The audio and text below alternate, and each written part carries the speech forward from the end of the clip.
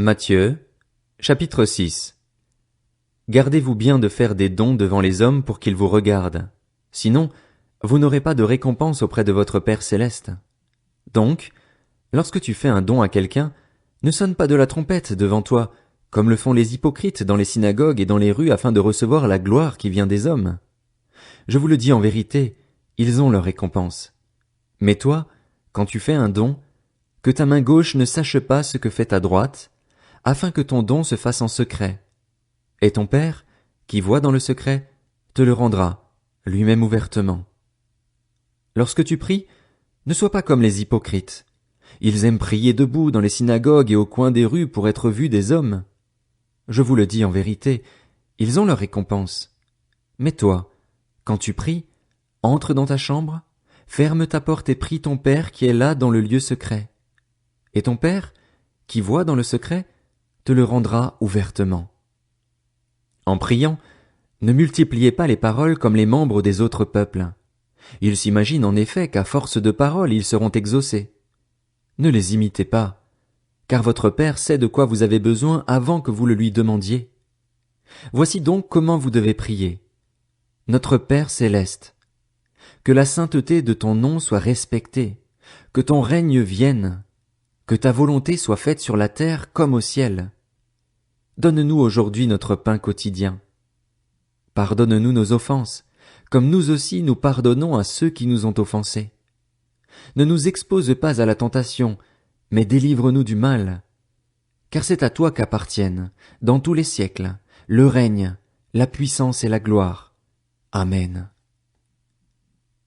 Si vous pardonnez aux hommes leurs fautes, votre Père céleste vous pardonnera aussi.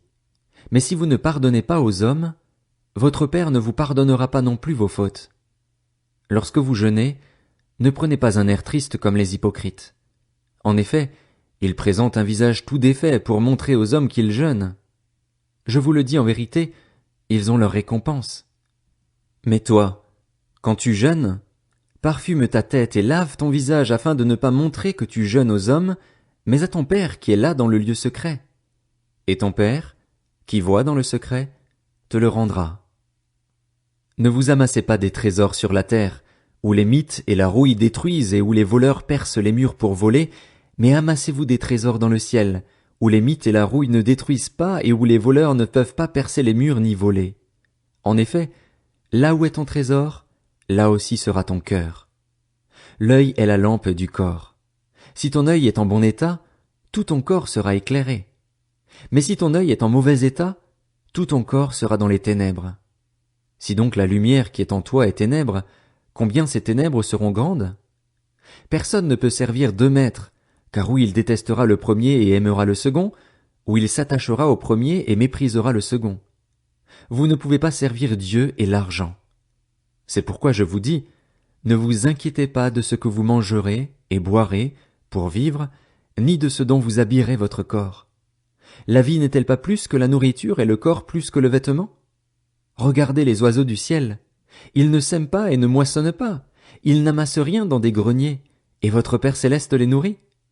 Ne valez-vous pas beaucoup plus qu'eux? Qui de vous, par ses inquiétudes, peut ajouter un instant à la durée de sa vie? Et pourquoi vous inquiéter au sujet du vêtement? Étudiez comment poussent les plus belles fleurs des champs. Elles ne travaillent pas et ne tissent pas. Cependant, je vous dis que Salomon lui-même, dans toute sa gloire, n'a pas eu d'aussi belle tenue que l'une d'elles. Si Dieu habille ainsi l'herbe des champs, qui existe aujourd'hui et qui demain sera jetée au feu, ne le fera-t-il pas bien plus volontiers pour vous, gens de peu de foi? Ne vous inquiétez donc pas et ne dites pas « Que mangerons-nous? Que boirons-nous? Avec quoi nous habillerons-nous » En effet, tout cela, ce sont les membres des autres peuples qui le recherchent. Or, votre Père céleste sait que vous en avez besoin. Recherchez d'abord le royaume et la justice de Dieu, et tout cela vous sera donné en plus. Ne vous inquiétez donc pas du lendemain, car le lendemain prendra soin de lui-même. À chaque jour suffit sa peine.